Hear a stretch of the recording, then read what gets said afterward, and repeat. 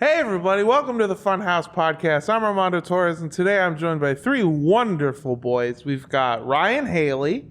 Hi. We've got James Willems. Wonderful boy. And I'm a man. shut up, you two wonderful boys. And we've got an extra special guest, Ego Plum. Hey everybody.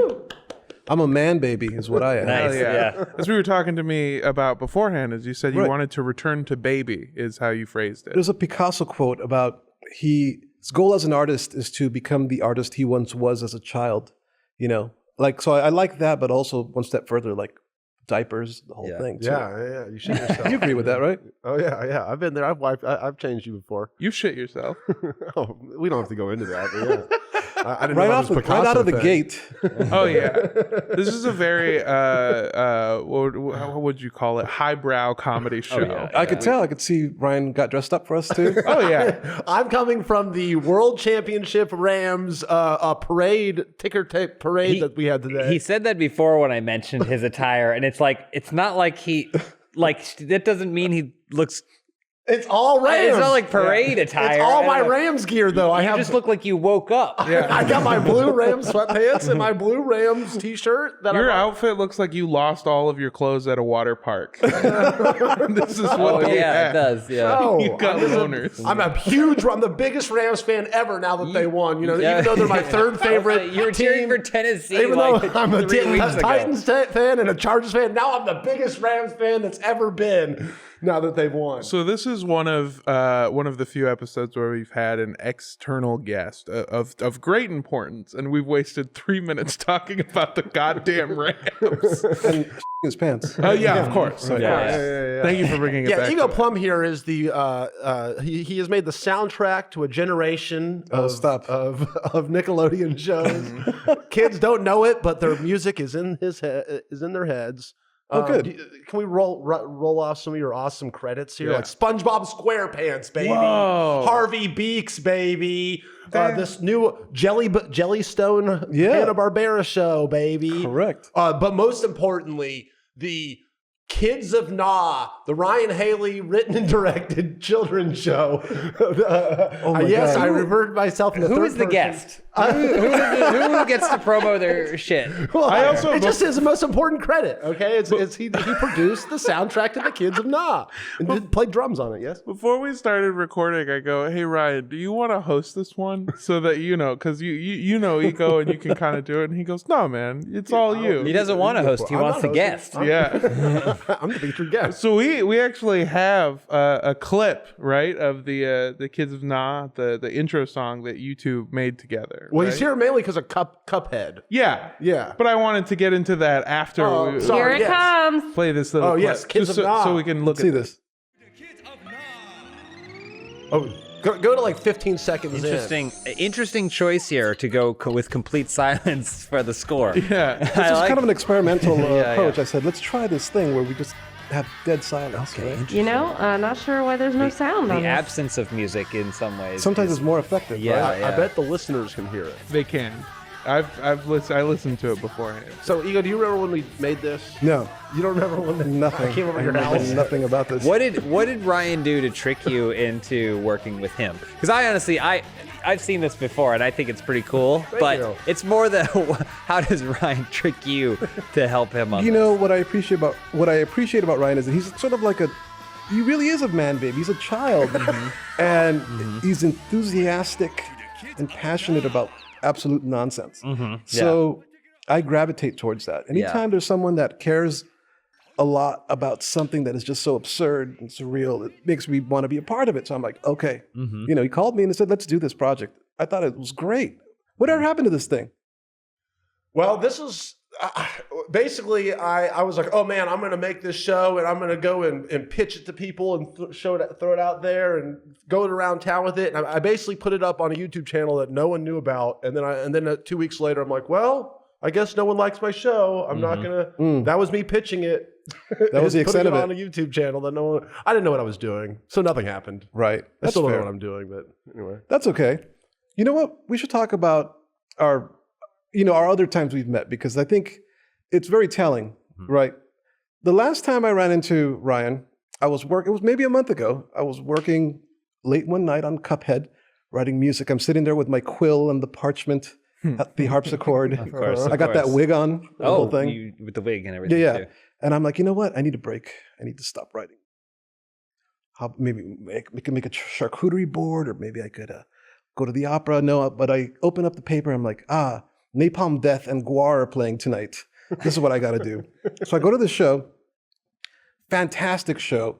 And at the end, I see this guy in a white t-shirt covered in blood, holding a hot dog in his left hand. And it's Ryan. Yeah. I'm like, what? And what did you say to me? I don't remember. I'm trying to remember this. I just want to clarify something because we all know Ryan. Everyone who's watching or listening knows Ryan. Can you confirm whether or not he actually went to the show, or was he just covered in blood with a hot dog for some completely different reason? Well, I went to the bar and I saw there was no hot dogs on the menu or anything. So See, that's what I'm saying is the details. It's one of those things where I wondered how, did he hold that hot dog the whole time during the show? Mm-hmm. Did he bring it? Or did he bring it? Was it in his pocket? Yeah. All these questions, but then you quickly put them out of your head. Like the answers don't matter. Yeah. The point is Ryan's here. Rewind another year or two. I go to see the Radioactive Chickenheads, another great band. Watching the band, all of a sudden this nude man with a koi fish on his head appears. And what I mean, not wearing like a mask of a koi fish, but I mean like imagine the mouth of the fish consuming the head. Okay. So the tail gotcha. is upward. Yeah. And he's dancing around. I'm like, what the hell is going on here? You said nude man. I think so, or maybe a diaper. I don't know. Okay. It's all kind of a blur. A diaper baby boy. Yeah. Okay. Right. You've worked with this fish before. It's the fish from the clownfish from Antarctica in the Guar. video Gotcha. that you made. Yes, Yeah. I understand. I didn't and know the what fish it is was. not really, by the way, what I'm hung up on. I was hoping, are they going to call the police, arrest this person? What is this? Someone's interrupting the show. And then sure enough, it comes off and it's Ryan. I'm like, hey, Ego. How's it going? And we started talking. That was at the Church of Fun, right? I don't know. Is that what that was? Yeah, it was. That's where it was. And from my the God. mouth of the fish, he pulled out a hot dog that was not. And it's the same hot dog. Yeah. Right. So yeah, those are my interactions with this guy. Our last two interactions. I do want to point out that love Ego. Ryan pulling food out that shouldn't have been available to him at the time is just a constant motif of his life. Is that right? Ryan and I went to this like Super Bowl experience thing, and he brought in Cheetos and was walking around with a bag of Cheetos inside a section that was sponsored by like Lay's. So they were giving out tons of different bags of chips, and they didn't have any Cheetos. Yeah. And he had the only bag. Where'd you get those Cheetos? Yeah, people kept walking up to him and going, "Where did you get those?" And he would just go, "Oh, I brought them in," and would walk away. And I had to watch them try to figure out like he brought, but they have free chip, but he brought chips. Why? Well, here's the thing about bringing food everywhere. I'm like a grazer, okay? They say that that's actually, my dietitian here, don't they say that that's I'm not good your for you? dietitian. Don't they say that that's good for you to graze throughout the day instead of eat a big meal? No, it doesn't matter. Okay, well, I will. I'll just see. I'll be like starving, and then I'll eat. I'm like, oh, I'm so hungry. I have to eat a lot of food, and then I'll eat a little bit of food, and then I'm like, well, I'm good for right now. And then I move on with my life, but then I'm like, I'm going to be hungry in about 15, 20 minutes, 30 minutes. So then I put a lot of food in my pockets. Ah, There you go. This is a good time for me to bring out my gift for Ryan. Okay.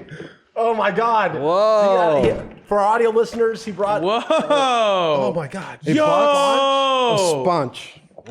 These are like coconut balls? Marshmallow, cookie, coconut, and strawberry I haven't seen one of those in forever. These are my fucking favorite. He pulled that out of a green briefcase he brought, and that was the only thing inside of it. Well, It's a little no, it smash. also, Sorry about that. It was on my roof at a party I had at my That place. makes sense. I'm going to eat all of these like today. Thank you. It's one of my favorite words if you think about it, right? Sponge. I like the way it feels. That's a good mouth feel. Sponge. Sponge. It's like you were about to say sponsor, but then you quit halfway. You're like, Sponge. this is Yeah. my sponsor. I like it because it has a clear It's my beginning and spawn. ending. When you're saying it, it goes sponge. Sponge ranch. Opens and closes itself. There was something about the like late 80s to late 90s in like when they were like the most valuable consumer are children ages like 8 to 11. Yeah. And they were like, what are the sounds that kids like? It's like sponge, gack, Yeah. gloop. Like everything Right. was that Whoa. way, and it was pretty sweet for a time. Yeah. This is great. I have that audio, I think, now. You want to hear it? Oh, yeah, let's hear it. The audio from before? Okay. Do you got it? Yeah, we got it.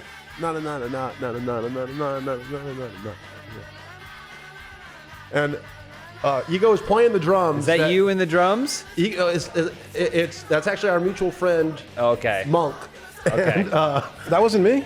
no, but that's you playing the drums on the song, on the recording. How did you get all these children? I auditioned 75 children, and I narrowed it down to 6. How did you get all these parents to agree to let you do Oh, this? come on. I don't even know Parents why of I child asked. actors. Yeah. Yeah. You haven't seen this absolutely. van? Gosh. It was Can I do? I want to make this podcast more about you, but again, No, I like talking about Ryan. We I wanna have we have insight into Ryan. And it's always nice meeting people that have different but similar insight into Ryan. Just asking your opinion, like Ryan, say the show took off, and then Ryan became a very famous kids television show host. How long could that possibly last? Before photographs of him wearing koi fish heads and nothing else like started appearing everywhere. Right. It was a bold decision on your part, Ryan, but I've actually thought about this, Okay. James, because I hope that there's a world where, and I know this isn't the world we live in, but it's like, what can a person not have 2 career paths going on the internet? Like, all right, there's the kids show stuff, and then there's all this insane fucked up shit that I'm making fun of. I also don't want to make it seem as though I'm saying what you did was wrong. It's just not what you want your But average kids entertainers certain people, to be doing. certain people have certain weird standards for things, and so I just think I appreciate that you were like, no, I should be a kid television show host, and you might still be. You might still be. You might. I love that. That was great, by the way. We made that, Ego. We did. That was great. How long ago was that? That was like 7 years ago now. I think it was. Wow. 8 even. Ego, you've worked on really prestigious things. You were talking about CupHead, Yeah. right? Like all these classic cartoons and stuff like that. Where would you say the Kids of Na ranks in Right. terms? Right at the top. It's okay. With Cuphead and SpongeBob, Yeah. just put it like right in the middle, but then just a hair down. Just slightly off. I'll take that, honestly. That's pretty That was good. higher than I ever anticipated. So I'd like to get into talking about Cuphead, but I do have just a quick question for my clarification. Sure. What era of SpongeBob were you Well, look scoring? this show's been around for a really long time. Okay, I came in on board like 3 years ago, so Okay. I've just been in the last season 12, 13, doing songs, doing some incidental music, and now it's like a whole SpongeBob universe, right? We have Camp Coral, which is like all of them as little kids, and the Patrick Star Show. He has his own show, and Snail's going to get its own show. we'll see. I hope so. Gary. So yeah, that's right, Gary. But I did the theme song for the Patrick Star Show. It's a lot of fun, and I write a lot of music for that. I'm the new kid in town, so obviously it's a lot of pressure. I mean, because what these guys built, Nick Carr, Sage, and Jeremy, like it's brilliant. It's the best music on any show on Nickelodeon in my mind. So imagine like jumping in now and trying to be like, okay, I don't want to screw this up, but at the same time trying to inject a little bit of who I am and not piss off any kids or fans. It's a lot of pressure. Yeah. But it's been fun. It's been great. I always loved like the music that accompanied quote unquote. I don't like children's programming because I think the best stuff can be watched by anyone, right? Yeah. Like, but it's always cool because I think about how that would be your first exposure to like certain genres of music. Absolutely. Like I think about Pete and Pete, Yeah. like Polaris, like, and then also I was talking with another one of our coworkers, Patrick. We both somehow managed to watch Good Burger, the movie, within the last like week or so. And I noticed, I was like, there's a big song and dance number, and of course it's ska. And that would only happen if the people who are making those songs for these kids shows didn't like love music and like finding ways to inject that stuff into their work. Right. The beauty is everything is new to kids, right? Like it doesn't matter if it sounds like Black Flag or if it sounds like Duke Ellington. Like it's all fresh, new ideas, you know. And the kids are actually smarter than we all realize. Like they're receptive to cool, interesting things. Like the video game Cuphead has this great score. It's all sort of 1930s style jazz. And I was looking at YouTube videos, And there's comments underneath that are like, what kind of music is this? And I'm imagining it's young kids that are like confused, that never heard like Cad Calloway or Duke Ellington, and they're hearing this stuff. And they're like, what do you call this genre? It's happened with other games too, like Guitar Hero, right? Like all of a sudden kids are like listening to Leonard Skinner and AC/DC for no reason, you know, and parents are walking by like, what? Why are they blasting this stuff? Yeah. So yeah, music is great on Kid Show. That's why I love being a part of that whole world. I could do anything. I could just, and use all my weird influences. I could make it sound like Gwar. I could make it sound like Black Flag or any bizarre thing, like Devo or my favorite bands. Well, yeah, that's what I love about your style is that you can tell that you know, like you like a lot of the same shit I like in terms of the music side. So you get it. I know that you understand because I'm not like a trained musician, right? It seems like you are. It seems very composed, but that's interesting to hear. I have no idea what I'm doing. Okay. I didn't go to music school. I graduated high school and I got a job and I signed up for junior college in East LA and I took a tap dancing class. I don't know why, but I dropped out after that. It was too hard. And that's the extent of my music education. Everything is just like brute force instinct and just like trusting my gut. You know what I mean? There's something to that that's like, so I know a lot of people who make music who were going to music school, and some who are like famous that I don't know, and then some who are on the way up that I do know. Yeah. And all of my favorite artists have a story where they were like, for example, I have a friend that was going to Berkeley, the Berkeley School of Music. Yeah. Dropped out, and I asked her why, and she was like, well, it just felt like they were telling me what music should sound like. Like my music was starting to become not my music, but like my professor's music. And I didn't like that. I wanted to just make the stuff that sounded like what I wanted to do. And the truth is there are no rules to making music. And that's why I relate to what you were doing, because I like people that are outsiders in music or people that just don't know that you're not supposed to hit this chord and go from here to here. You know, that's when the best stuff happens, when you have outsiders and people that don't understand music making music. That's my favorite stuff. Lorraine is an outsider in everything because most places won't let him inside. Well, that's a whole other issue. Would you say that there was like so you say that, you know, you came from no real music background officially, like what was kind of your break into this cool little niche that you found here, you know, like did you give a piece of music that you'd made that was like, oh, you know, this would sound good on Nickelodeon? How did you get into this whole thing? I was making music and putting out CDs when I was like in my 20s, young guy, and I was literally making cartoon music for non-existent cartoons. It's what I wanted to do. And I even formed a band called the Ebola Music Orchestra that was instrumental music. Sounded like carnival and circus music. We'd play and only 30 people go see us, but that's what I wanted to do. And one time Amy Winfrey came to see my record release party, and she said, hey, I'm making a show at Nickelodeon called Making Fiends. Now she works on like BoJack Horseman and all this stuff. But that was my first chance to get into a show, and the rest is history. Yeah. All right. That's awesome. That's super great. What would you think that what do you think kind of inspired you to sort of take that? Because that's like that style of music, that like carnival, that's like very fanfare music, you know? It's not something that I would think a lot of people are just like listening to on the side. But I'm also wrong. My stepdad fucking loved listening to like college football fight songs in his car, you know? Yeah. So like some people have reasons for listening to it. What do you think that it is about that style of music that's normally sort of like more celebratory or more fanfare that really drew you in? You know, I just found so many interesting things happening in scores. Like, let me go back to like a Pee-wee's Big Adventure or something, right? Like hearing Danny Elfman do that stuff, I was like, wow, this is phenomenal. And I remember going to see Primus, you know that band? Oh, hell yeah. And before they went on, they were playing the Breakfast Machine from the soundtrack to Pee-wee's Big Adventure. And there was a pit going on to this instrumental Danny Elfman track that sounds like circus music. I'm like, this is it. This is... You know, these are my people. These are my people. Like incidental background music could be more interesting than the that's playing on the radio. You know, so I always felt that way. And also like Pee-wee's Playhouse on TV, like he hired a lot of interesting people to work on the show doing music. Mark Mothersbaugh from Devo, Danny, of course, from Oingo Boingo, and The Residents, another favorite group of mine, kind of an obscure avant-garde group from San Francisco. And I heard that as a young kid. I was like, whoa, what is this weird music playing in the back of the show? I'm like, I want to do that. And I started doing that. I started writing music like The Residents and the stuff that was playing in the background to these things. And it got in the right hands at some point.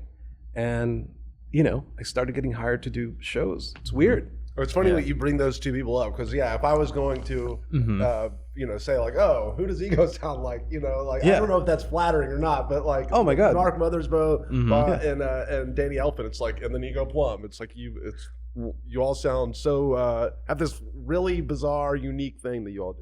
Yeah, I love those guys so much, man. Yeah. I mean, I wouldn't be doing this stuff if it wasn't for their music, for sure.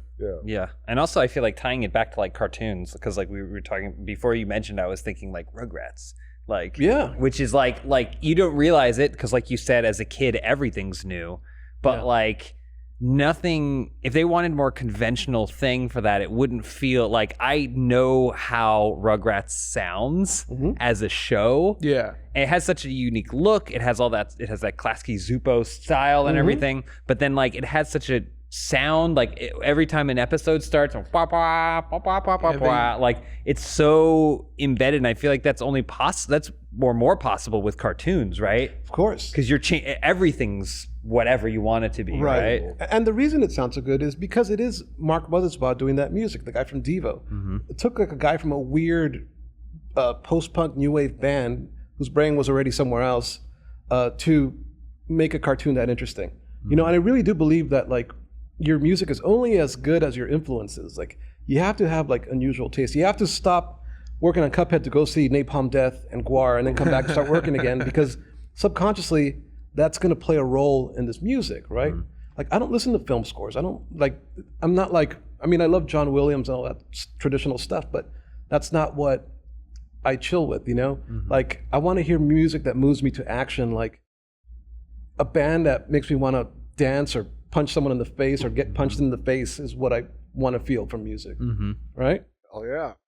So with stuff like Rugrats, one thing that I always thought was really cool was that sound.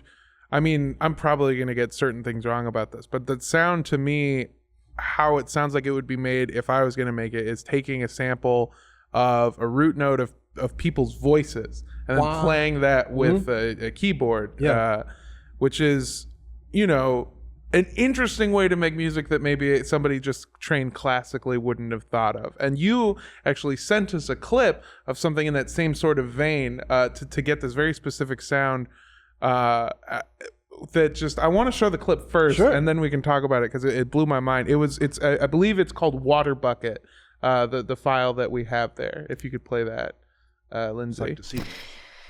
Yeah, 1 second here. While we're getting that clip up, and this isn't going to change anything. Open it up. But July 15th, 2021. Yeah. And Ryan, now I don't know how much. That's not going to stop, Ryan. Yeah, I was going to say an expiration date on marshmallow cookies of coconut and strawberry. I was like, come on, that's going to last for forever. But Ryan, that's passed already. You don't have to do the math. 2021 is the year. Yes, this one.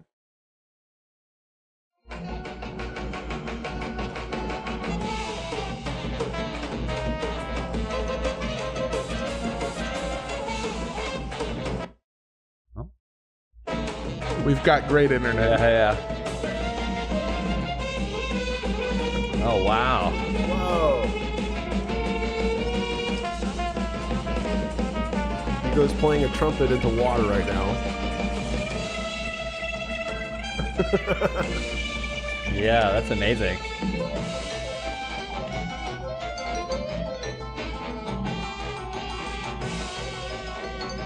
How the fuck how many instruments are playing right there, and how do you know how to play them all to write music for them? I didn't play all that. That's a bunch of musicians playing that stuff. But you're... I can compose all that stuff. Like, yeah. So like you use a program, something called Logic is the one I use to compose, right? And you sort of like have all these tracks, and you have like each track is a different instrument voice. So I create the stuff with samples. Okay, so these aren't like I'm using fake instruments to compose. You're using like Spitfire Labs and that kind of stuff, right? So you have your trumpets. You have I have it all separate. Like here's the brass stuff, here's the woodwind stuff, and I just know what I want to hear, and So I play it on the keyboard, and then here's a little trumpet line, then there's a clarinet going, or whatever it is. And then I have a guy that takes all that and turns it into sheet music, right? Because I have no idea how to read or write that stuff. And then from there, it goes to musicians. They record the stuff, comes back, we mix it, and then you hear that. Wow. My can I tell you my method? Yeah. I thought I was a genius when I figured this out. It's like, because I can't like really play fast piano stuff, Right. but I think I can compose a little bit, and so I'll like record piano stuff at like 10% speed, be like, and then all of a sudden I play it at fast speed. It's like, and then I sound like a genius. You know, a piano player. You can just go into MIDI tracks and like plug them in, right? I don't know how to do all that. Well, my point was, What do you think about my method? Sorry. I like your method. That's however. Listen, whatever it takes. I can't play that great on piano. I can't play with both hands at the same time. Like it takes me forever to learn a thing. I'm just not that good. I'm not that good at any one instrument. So I'm just a genius. You're kind of amazing, frankly. yeah. I mean, I think a it's musical I genius. think it's Wow. awesome. I think it's awesome because there's always a perception. You only ever with creative stuff see the finished product, right? Right. If you just played that track back for something, you're like, I made that. There's a lot of people who would listen to that and go, well, number one, I would have never thought to put a trumpet underwater, so I'll never be successful. And number two, like I couldn't ever possibly make that. But both of you are kind of showing what creativity, like, and success through creativity, like, actually is. And it's like figuring out how to get out what is in your head any means possible. Yeah, right. And it takes steps, and it takes collaboration, and it takes, it takes trust in time. It takes time, right? And failure and everything like that. Failure is a big part of it too. Like to do interesting stuff, you have to really like just try and put yourself out there. Like even you with your show, right? Like the Kids of Na, like you have to just take a risk. And that water thing could have been a total disaster or not sounded good. I mean, I like how it sounds. It's Or ruined a whole trumpet. Yeah. Right. It could have ruined the guy's trumpet. You could have ruined the bowl. Even just as a composer, like I've met with executives like at Disney and quite literally said to them like, look, if you hire me, it's either going to be a total home run or a complete disaster on the show. On that show I got fired, but we don't talk about that. Yeah. Anyway, but that's the point. Like you have to really try to push like an original idea or just try to be innovative or interesting. I can't do it. Like I'm not a guy that could just do any job. Like there's probably guys that'll get more work than me because they can sort of be a lot of different things. And I think I just do what I do. I sound like me, hopefully. You definitely sound like you. Yeah, you definitely. There's one thing that you can sort of tell. Like, how do I phrase this? You can tell where your influences are, but it's got a very unique sound that after just having talked with you a little bit, you can sort of see it. Like it feels like just this sort of weird carnival of just excitement. Like when you play that music, close your eyes, I almost guarantee you can see shit going off, lights, everything feels sticky in your brain. Obviously, like the show is still incoming, but I did play the game, and the feel of the game is like stress. It's like it's stress until you get into this meditative state, and you're like, I know to jump right. But like the whole vibe of the game with bullets going everywhere and things dropping in and stuff in the background is like to overwhelm, and that feels like such a perfect translation of how the game feels to be played. Right. So do you want to see a scene where you can actually see the musicians playing all the instruments? Yeah, I would love to. I'd love to. That was the other clip that we have there. One of the other Dropbox links. This is like the first minute of the first episode of CupHead. So wow. Yeah. And you are the first people seeing this, and your channel actually will be the first people seeing this. Super awesome. Oh. Wow. Oh wow. Fuck yeah.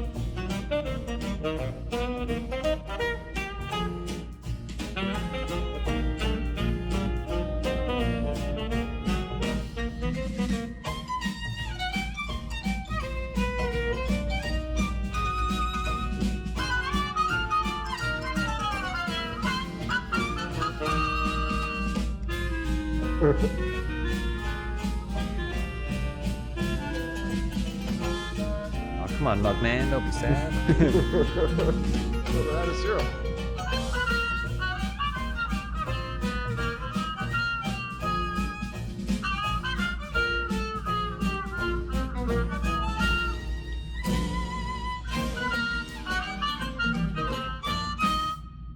Wow. That's amazing. That's so Thanks, man. So there, I got two things to say. First of all, I do got a bone to pick with this blue cup.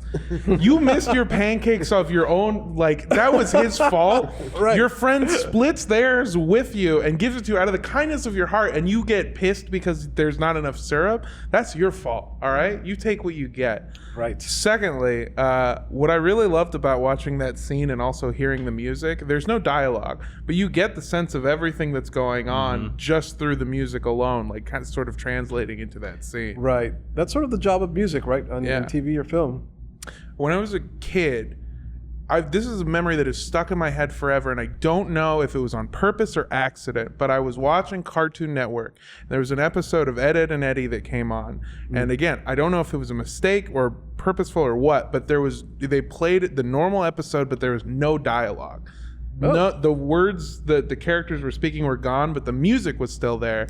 And you could get everything that anyone was saying, the gist of it, by the sound effects, their movement, the music that was playing in the background. You didn't need anyone to say anything, just that music sort of moves everything forward and translates like the vibe of the cartoon For sure. so well, and it's very clear in that. Thanks, man. I wanted to ask too, like the process of working on this show, because even in that clip, you notice how like they're bopping, right? Like everything's bopping together. Like things are happening obviously in time to the music, but what was the back and forth there? Was it like you gave them they gave you storyboards and then you gave them a track, and then when they started doing things together, like they had to combine? For a lot of this animation, like it requires a tempo, like a meter. So I think in this case, they had like an old song, like an old 1930s song. It had a certain beat,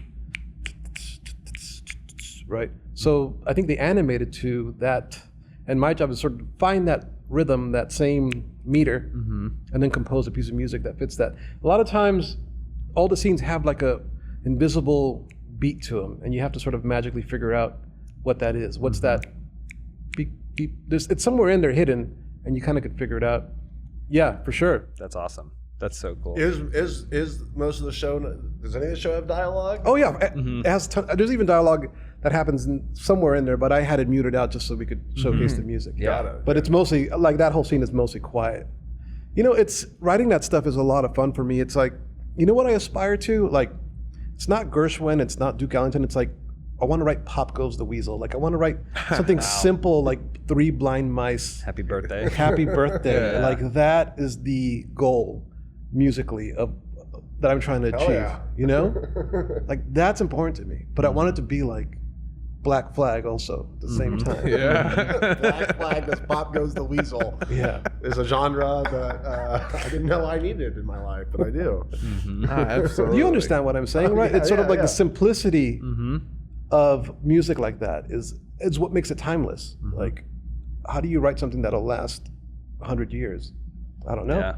Well, I like, music can do that, I think, easier than piece of media or video does. Yeah, just because it's so visceral and so much about just like tickling that hook thing in your body. For sure, you know? right. Whereas it's harder to do that with other mediums. So I get that for sure. Making music that lasts forever seems like a pretty hard task, but making a podcast last for at least a couple more weeks is very easy.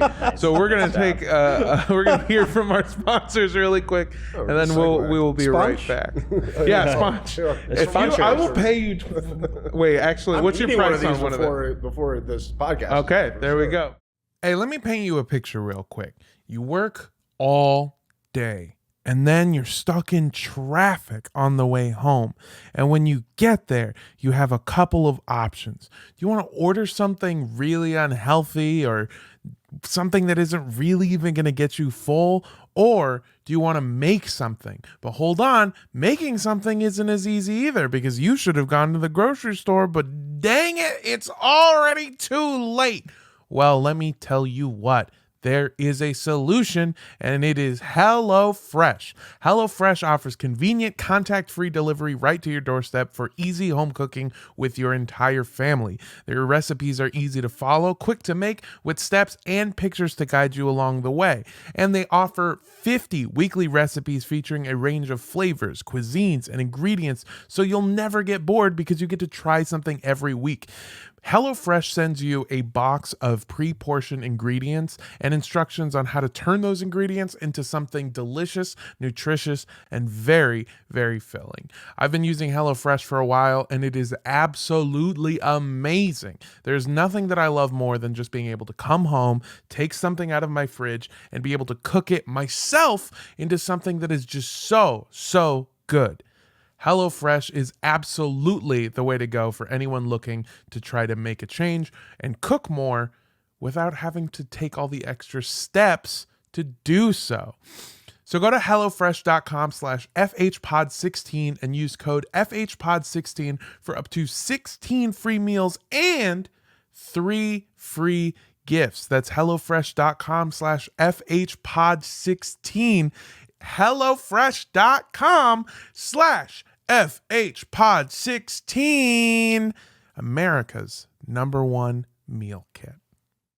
Bombas's mission is simple. Make the most comfortable clothes ever and match every item sold with an equal item donated. So when you buy Bombas, you're also giving to somebody in need. They've designed their socks, shirts, and underwear to be the clothes that you want to put on every single day. Everything that they make is soft, seamless, tagless, and has a luxuriously cozy feel. I personally refuse to wear anything other than Bombas socks. I've been buying them before I was told to read this advertisement. I swear to God, I've been using Bombas for years. One year for Christmas, my mother bought me $150 worth of Bombas socks, and I'm not even joking. One of the best Christmas gifts that I have ever received. I absolutely love Bombas socks, and everything that they make is so incredibly amazing. You just got to try it. So go to bombas.com/FHPod and get 20% off with any purchase. That's BOMBAS.com/FHPod for 20% off. Bombas.com/FHPod. Get these socks on your feet. Hide It Mounts is the simple wall mount solution for everything that you plug into your TV and more. From gaming consoles to streaming devices, Hide It has a mount for you. They make mounts for next-gen consoles like the PS5, the Xbox Series X and S, and the Nintendo Switch. They even got stuff for older consoles like the PS4 and the Xbox One family. They've got streaming devices and cable box mounts, mounts for sound bars and speakers. They've even got stuff for sporting equipment like baseball bats, snowboards, and more. Are you kidding me? Hide It customers include everyone from gamers to parents, tech fans, athletes, and absolutely everyone that is trying to put something up on their walls. What makes Hide It so special? Well, all of their mounts are made from heavy-duty powder-coated steel for strength, durability, and protection. Each mount can be installed in minutes, strong enough to love it for years. A team dedicated to a thorough R&D creating the best mounts on the market for your devices. There is real in-person customer service to answer any questions you might have, and Hide It makes products that enhance your living room, office, or wherever you have your favorite space.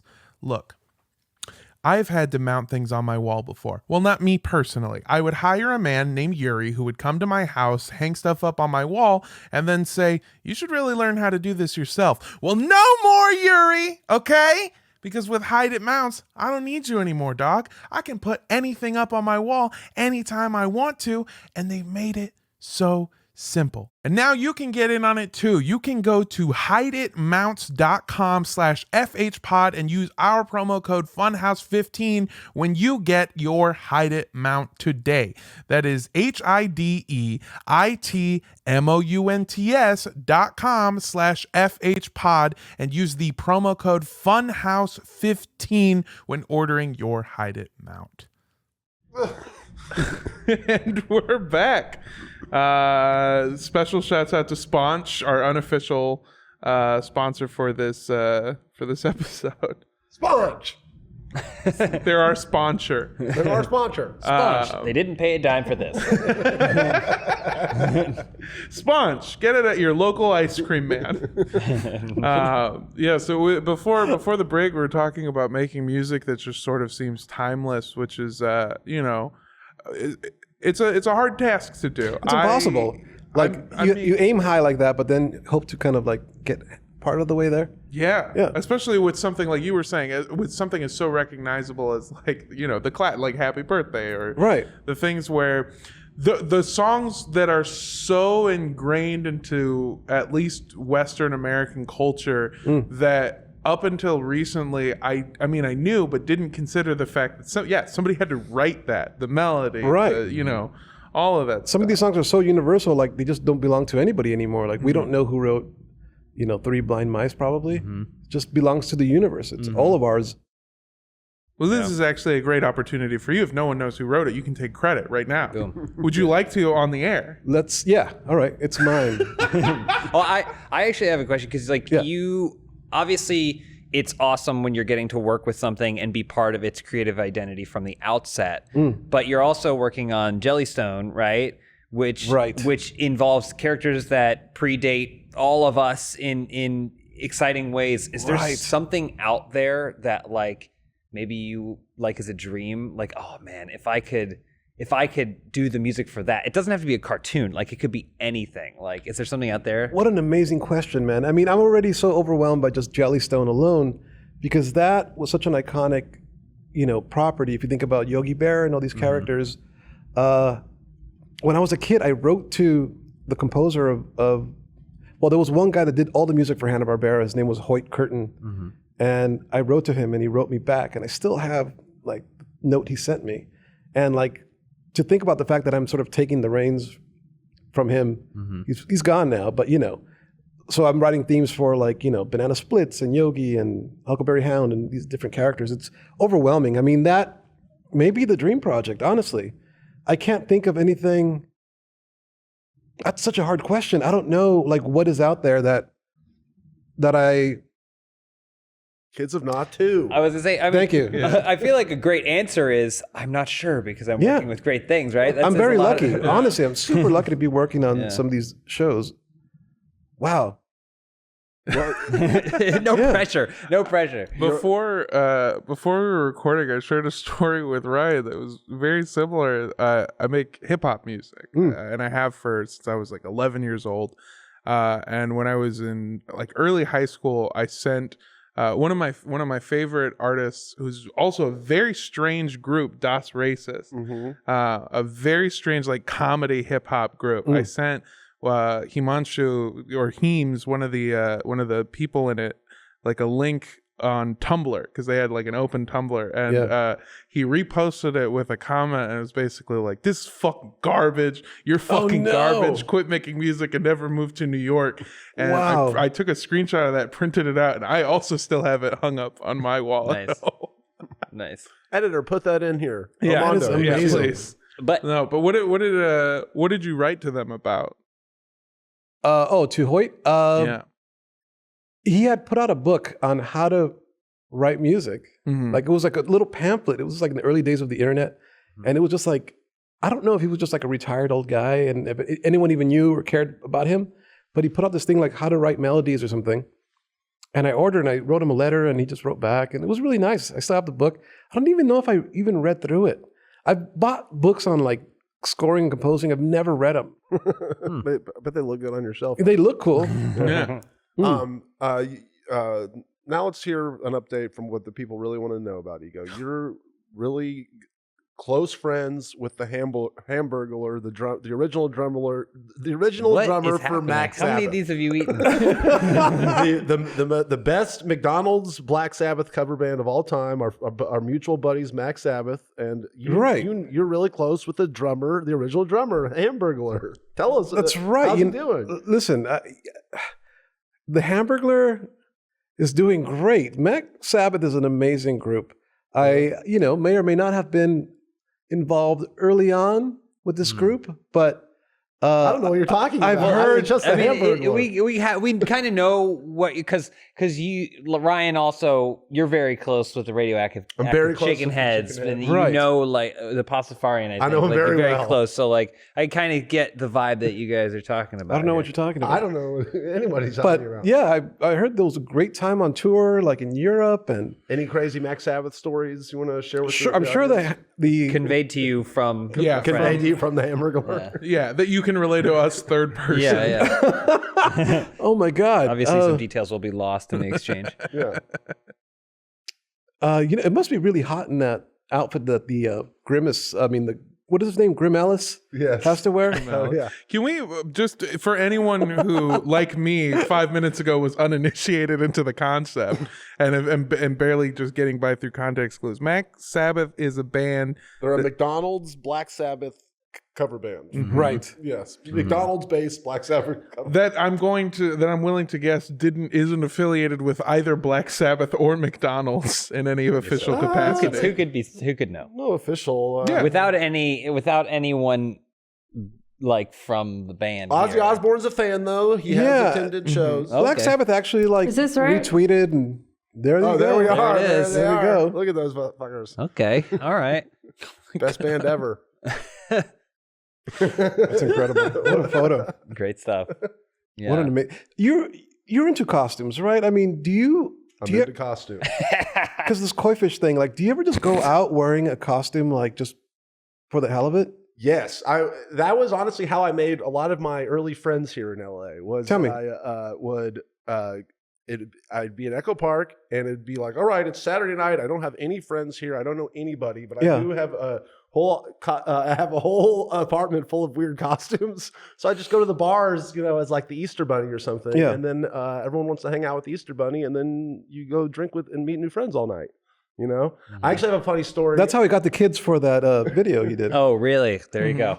I was this is kind of a funny story. I worked on Christopher Guest's show Family Tree. I'm right? familiar. Great show. And then all of a sudden it was like the second day, and then his assistant comes up to me, this girl, and goes, "This is a really strange question, but in the last couple of years, were you ever Cookie Monster and then went and smoked a bunch of joints at somebody's What? random apartment at 3 a.m? I'm like, yeah, that was me and my friends. Hello again.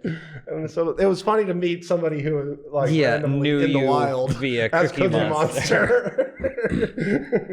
Anyway, I have a gorilla suit. I've had two in my life. They wear out after a while, and the masks kind of dry out. So I had to get a second one. I have one story about wearing a gorilla suit out in public, which is kind of fun. I was assigned the job of kidnapping director Richard Elfman from a restaurant dressed like a gorilla. It was his birthday, and his wife had planned this surprise where he was going to be having dinner, and I had to show up in a gorilla suit, take him in the car, and take him to a massage parlor. Where did Richard put you up to this? No, he didn't know. That's the whole point. Okay. He had no idea this was happening to him. So he's at this fancy Italian place, and my friend Dave, actually the showrunner for CupHead, is driving me, and we park in front of the place, and I'm in the suit. I'm getting nervous because I'm not like you. This is not natural for me, like just walking out in a costume. What's unnatural about looking like a gorilla? So I don't understand. I come out of the car. I'm standing in front of the place. There's like little tables outside. People are dining, very fancy. And I see Richard Elfman and Danny Elfman over there sitting, having their dinner. And I'm just nervously standing, and he's not ready because I'm getting text that say he needs 5 more minutes. So now I'm just standing in a gorilla suit, and everyone's looking. And all of a sudden, David Lynch starts walking towards me. What? And I can't believe it. I'm sort of, my whole life is flashing before my eyes. And he just sort of passes me with a woman, and he checks his reservation, and he goes in. Finally, Richard comes up, and Danny Elfman says, okay, Richard, go with the gorilla. And he was already drunk, so I took him in the car, and, the rest of the story happened. But a few months later, I'm at an event, and I see David Lynch there. I'm backstage, and I go up to him. I'm all, hey, David. I introduced myself, and I said, hey, do you remember being at this restaurant so-and-so and seeing a gorilla walk by that night you met Richard and Danny? And I saw him shake hands with, I was in the gorilla suit, and I see David Lynch shake hands with Danny Elfman and Richard Elfman. It was so weird. Did you remember that? And he goes, "Oh yeah, I remember." That's Yeah. that's a very good. And then I said to him, "But you didn't react to the gorilla?" And he goes, "Well, I just sort of accepted it." Yeah, I was gonna say if anyone, Right. Yeah, you're like literally stuck in a David Lynch movie on your own. Right.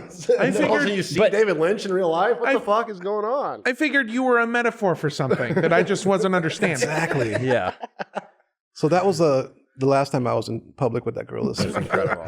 Yeah, if you go out in public in a big gorilla suit, fun stuff happens to you, okay? And life hack, if you're in Los Angeles or New York or something and there's a long line to a club, you'll automatically get in if you're in a gorilla suit. Just be like, somebody ordered me here. Right. And then the bouncer will go, get the fuck in here, you gorilla.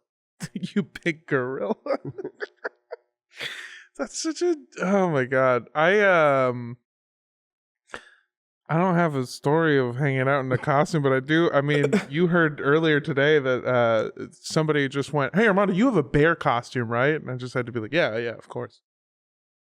You work in comedy or do weird shit. You just collect all these weird things and then they get used later. I have a full outfit. This isn't very good, but I have a full outfit. One year for Halloween, me and my my ex, who's also a comedian, dressed up as each other for Halloween. Yeah. And so I have a full outfit to dress up like my ex-girlfriend, which was cute when we were together. Now it feels extremely terrifying, weird, right? Yeah.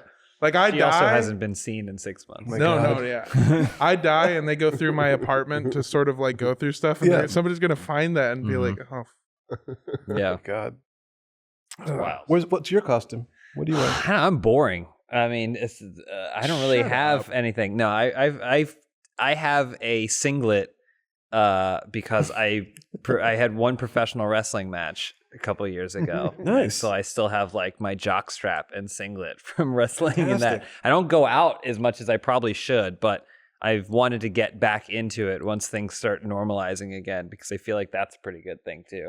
Like you probably meet a lot of good people going to wrestling shows, hanging out and stuff. Hell yeah. So, Well, plus you already look like a professional wrestler. well, you have to. Yeah. Right? Speaking of the Elfmans, you are doing the composing for Forbidden Zone 2, the long-awaited film. Are we allowed to talk about that? Yeah. I'm hoping that happens soon. I'm dying to do music for that. I mean, that would be amazing. I love Forbidden Zone 1 more than I can describe. Like as a DIY filmmaking specimen. Absolutely. That's the mecca. It's the template for all of us, right? Right. So can you give us any juicy deets on the sequel? Just that, Richard has a great script for it. He's picked a lot of amazing tracks, like, because he uses these old, like 1930s tracks or some weird Indian music or German yodeling songs, like really cool things. I've heard it all. I read it all. I just want it to happen. I don't know. I can't say, but I want it to happen immediately. I'm so excited for that movie. We have another movie coming out this summer called Aliens, Clowns, and Geeks. Aliens, Clowns, and Geeks. Yeah, and that should be out, and the soundtrack should be out too, which is kind of cool. It looks insane. Go look up the trailer for Aliens, Clowns, and Geeks and see what Ego and Richard Elfman have been up to. That was a lot of fun. Yeah, that's mostly my music, and also like Danny Elfman wrote about 30 or 40% of it. Oh, so it's cool. Yeah, it's a collab between you two. It's like he just wrote this amazing and then I got the tracks from him and it's like, oh my God, how am I supposed to live up to this standard, right? He's one of our greatest living composers. I'm just too much of a fan of these two guys to be normal. Yeah. Well, I think once you kidnap somebody in a gorilla suit, you stop being just a fan and start being something more. Or a stalker? I realized as soon as I ended the sentence that has some pretty terrible connotations to it. Are you going to open that sponge or not? I keep staring at it. If you don't give me I'm going to do at least one sponge before we get off here. Well, we talked a lot about the musical side of things, but obviously you're involved in, production in multiple ways. Have you ever wanted to like make more of that stuff? Like write and direct and like helm bigger projects like that? I was asked to pitch once at Nickelodeon. They wanted to see if I had any ideas for a completely musical a project, and I came to the realization that I was just so busy and I had to say no. Like I should have maybe pursued it, but I just couldn't. Like I just had so many things going on at once. I was like, I can't do this correctly. There's no way. So nothing happened with that. And I did direct like a stage show once that I was in. that you were an actor in. Yeah. Could you explain it? Because I can't even explain what that show was anymore. I can't. How am I supposed to fucking explain it? I still don't understand it. And I was in it. It was the Radioactive Chicken Heads Thanksgiviganza or something. Thanksgiving special? Thanksgiving special. Thanksgiving or Without an Thanksgiving? H. T. Yeah, tanks. Because there's a tank in the show. Yeah, There's a tank involved. I was Alice Cooper for some reason. Right. And you're battling against Colonel Sanders, who comes in a tank. Yeah, what the fuck did you? Yeah, I'm the last person that knows what the fuck was going to happen. I don't know what was going on either. I wrote that. I intentionally wrote that. wrote it. I know. I wrote it stream of consciousness. I made it a point to not go back, make changes. Like it was an exercise in like absurdity and surrealism. Can I write an entire script without correcting anything? Get a bunch of idiots to commit to being a part of Well, it. we all did it. And then we did that thing. Yeah. How many shows did we do? Like 3? I don't know, but it was like, wasn't what's his name from Guar in it? Techno Destructo? Yeah, Hunter was in it. Yeah. Mike Odd. Mike Odd. Yeah, the radioactive chicken heads were in it. My God. Mike Odd. Mike Odd. Mm-hmm. Okay. It's supposed to sound like my God. It was great. That was a lot of That fun. was so fucking fun. That was a great time. We should do something like that again. I agree.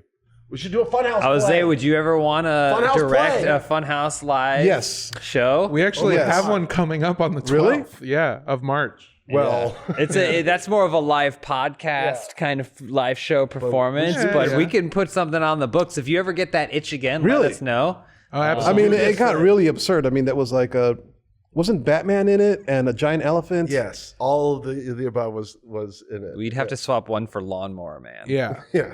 Our only request is that whatever you do, it has to be weirder than that boring shit you just talked about. Yeah. That's great. 2 tanks. Yeah. All right, I'm gonna eat this. Wait. thing. I'm about to Sponge time. I'm about to Yeah, sponge let's it. see. Let's see if it's still cool. good. There's 4 sponchies on there. Mm-hmm. I assume that's what. One serving is a whole package. All right, so. let's go. Yeah.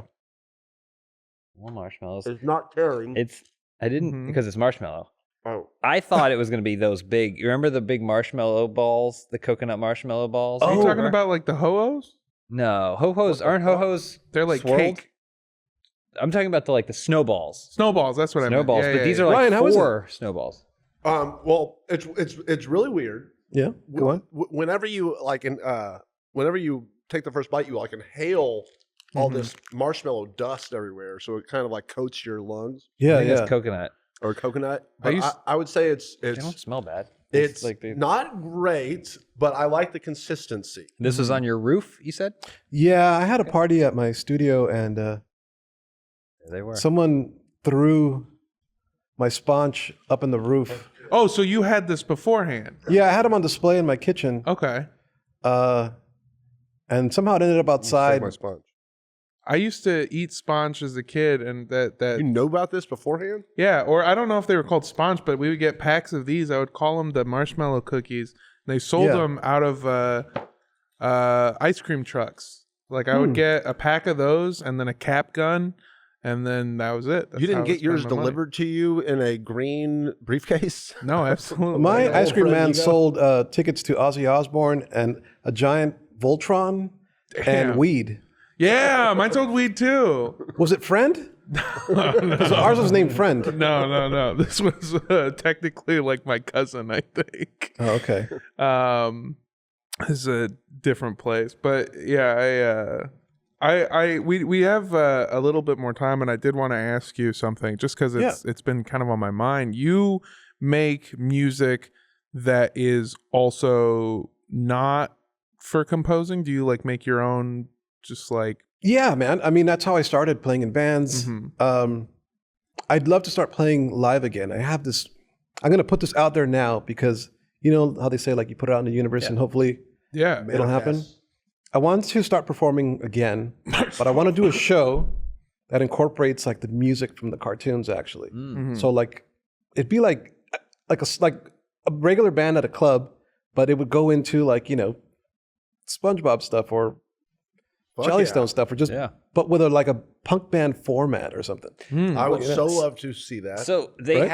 have video games live, right? Which Yeah. is, you know, like you get Tommy Tallarico or whatever will like perform tracks from video games and stuff, and they'll play the video games in the background. And then I once went to a Sonic the Hedgehog anniversary party at Comic-Con. What? Where there's a live Sonic the Hedgehog, and they're a cover band, right? But they basically went and performed on stage while they were playing Sonic Behind. Oh my God. So, I mean, Wow. I'm surprised there hasn't been like a cartoon musical bonanza where you do these like sweet, awesome renditions of these songs, and then you have the cartoons playing in the background. Well, I can't talk much about this, but there is sort of some discussion about putting out a soundtrack for the CupHead Show. And I was thinking, like, what if that was a live That'd thing? be awesome. That'd be insane, right? Yeah, that'd be great. You never know. Well, my Need question. a lot of bowls of water. Oh, I know. absolutely. Yeah. You need an above ground pool for your symphony. My big question was sort of like, what would you say making music that isn't for scoring versus making a score? Like, what when you're going into that, what is like the biggest difference in your head? Okay, the biggest difference is when you're scoring a project for TV or film, you have to have zero ego. Contrary to the name, that's right. You have to be aware that your music is in service of something bigger and more important. It's not about writing songs for the sake of songs, right? Everything's in service of the storytelling, the characters, the emotional development of a character, the story arc. Like, I can't just write a melody and think like, oh, I love how this thing kind of resolves here and I got the chorus. Like, no, none of that matters. It's like, we have to just tell stories. Does this serve the emotional needs of this thing or not? That's what it's all about, right? Hell yeah. And then making songs for yourself, that's like all ego. It's just whatever I want to hear, and this is what I'm going to play live, and it's going to look cool when I play guitar, right? So yeah, it's super different, for sure. I heard that when John Williams played the Jaws theme for Steven Spielberg, that Steven Spielberg thought he was joking, because he was like, "Are you serious? Like, just da-da," you know? He's like, "No, Isn't that great? This is the score." Have you ever had like a moment where you're like, "This is pretty weird. I guess I think it'll work for the show, but I don't know if I'm going to be embarrassed to turn this Oh my God, piece of music in." Always that feeling of like, every time that I present a new episode, it's like everything's being judged real time in front of you. Oh yeah. It's like you have to at some point just get over that. Like, you have to let go of your babies and like know that they could all be killed at any moment. Nothing you write is precious ever. I'm talking about even if you like invested like a whole day for like 42 seconds of music, like boom, they'll be like, yeah, that's good, but what if we did this instead? And you're like, okay, here we go. Right. You have to kind of smile and be like, yeah, this is not the right thing. And I mean, it's still your music, you still have it. But yeah, that's hard. That's the biggest lesson, like, to not be precious. Yeah, that makes sense, honestly. I can see that. And it's probably going to be pretty frustrating because, I mean, it like, just from like editing or something, like, okay, I spent 5 minutes editing the scene. Oh, let's change it up. Not a huge time loss, but making a whole piece of music and putting all that time into it, and then them going, I mean, you're like, okay, motherfucker, like, serious? Right. Like, okay. I know. But you know what? Here's the thing. Like, a lot of musicians always talk about this, the process of being so like mystical and like, I'm waiting for inspiration and my muse, or, I'm channeling God through here and the notes come out. That's all right?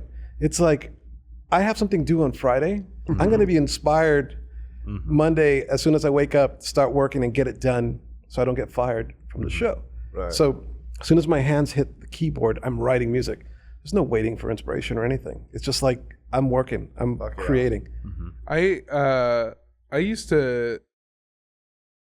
feel sometimes like the music that I made when I was making music purely, okay, how do I put this? When I started making music, I was in high school. No job, nothing. My parents took care of me. I don't have to do anything.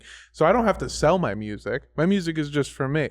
Right. And I feel sometimes like the things that I would do creatively when I didn't have to worry about ever having to make money. Yeah. Are you on a record label we don't know about? I have some stuff. I used to make beats. I sell beats to rappers, and I also do production for like some of bigger people. But that stuff is where. Do you ever feel like making money and making creativity part of your job has sort of taken parts away from it, and then you have to like sort of go back to that? Here's the arc, okay? You start doing whatever the you want, being absolutely creative and just whatever's in your heart and mind, let's just go. Then all of a sudden you get attention because you do stuff that's kind of interesting and weird. And then you get hired and you get scared because, oh my God, I got my first job. I'm not going to lose this. So then you're nervous all the time and trying to just please everybody. And you kind of like, you make compromises in your music and your vision and your style, and you start doing even a show you don't want to do or just any project. And then if you become a little more successful, all of a sudden people start hiring you again for you being weird or interesting or whatever your unique voice is, right? Mm-hmm. So yeah, there's that point where I think early on, yeah, I would just take any project I could because I wanted to keep working. I'm almost getting to the point where people are hiring me because they like what I sound like. It's like perfect place to be. Yeah, I'm really lucky right now. Like, it also feels like if you're honest with yourself, like obviously you have a deadline for Friday, but you're being honest to yourself and the music that you like, and you're hitting those deadlines, right? Like, your voice will come through. So that way, when you're coming back up on that valley again, and people are like, I want that. Like, right. I feel like that will ultimately come more naturally. Like, it won't feel like you're pulling hairs to try and get it done because it's kind of what you wanted to do at the beginning anyway, right? Or that's the hope, right? Yeah. It goes back to like what we were talking about earlier, like being a child. Like, I really go back and listen to my first stuff and I feel like this was my best stuff when I didn't know how to play. Mm-hmm. Like, that's when I did my best work. Like, honestly, like some of the bands I like, their best work was like when they were barely learning their instruments. Like, I hear like this band called the Buzzcocks. The first EP, Spiral Scratch, they were barely learning how to play their instruments, you know. The first Joy Division album, like, there's something there that you can never recreate once you get better, you know. And I always try to remember like how to forget the rules, because the more I work, I've worked with orchestras now, right? And I remember being in front of an orchestra the first time, and you know, we have the big books with all the, you know, the big score books. We're sitting there staring at this, and like, I can't read music, but I'm pretending to read along. And I'm watching everybody, kind of like I'm looking at the guy sitting next to you in class to see what page we're on. I'm like, oh yeah, that's right. And then at a certain point, like, I'm like, what am I doing? I don't need to do this. I closed it. And I'm like, I gotta just trust my ears. I'm here, all these people are hired because of me. Like, I have to trust myself and my instinct in music. And it's not an academic one. It's not one where I read notes on paper. It's one where I just listen. But yeah, you go through that phase where you kind of doubt yourself, and then you have a breakthrough like, nope, this is who I am. That's awesome. Yeah. Ego Plum, sorry. Oh no. Did you have something? No, we're just about wrapping up. Cool. Ego Plum, so goddamn interesting to talk to. Thanks, man. Yeah, this is awesome. Thanks for coming by. It's been amazing. Yeah. You, like you said earlier, have composed for a bunch of shows, but most importantly, CupHead. Yes. CupHead, the show that is now streaming on Netflix. You can go watch it. Right. Where else can people find you? What else do you want people to know about? You don't have to find me, right? Yeah. That's fine. Go find him anyway. Ego Plum on the internet. He's on there. Don't worry about me. I'll do fine. Yeah. Well, thank you so much for joining us. This has been absolutely wonderful. No, thank you, man. Yeah. I appreciate it. Awesome. I appreciate all of you taking the time to talk to me, because it's exciting. Like, I haven't had a chance to talk about CupHead since I started. It's been all kind of a secret. Mm-hmm. 4 years. 4 years you guys? I auditioned for the show 4 years ago, basically. Wow. That's nuts, Crazy. right? Yeah, that's way longer than. So, well, while we appreciate you being here, we'll let you in on a secret. We have a deadline to get this out by Friday, so you're really... There you go. There you go. Absolutely not. No, this was... Wow, this was so great. Thank you for Thanks, joining man. us. Sponge. That's going to be my dessert for the rest of the week. Can I just point out it's like a cracker. Yeah. He took 2 bites out of the cracker, right? But then put it back in the packaging with one that he dropped on the floor and then shoved it back in the box. What is wrong with you? It's going to end up in his car in the sun, and then he's going to find it in 6 months and then continue. It was also on the roof for God knows how long. Right, and it expired a year ago. Well, I have to finish. That's why I have to finish them ASAP, so they don't expire anymore. True, fair enough. What a nightmare. Wow. Ego, thank you for joining Thank you. us. Thank James, you. Ryan, Thank I'm you. Armando. You guys have a wonderful, wonderful rest of your week. Peace Thank out. you so Bye-bye. much. Yeah. Look at him. Look at that guy. He's a star.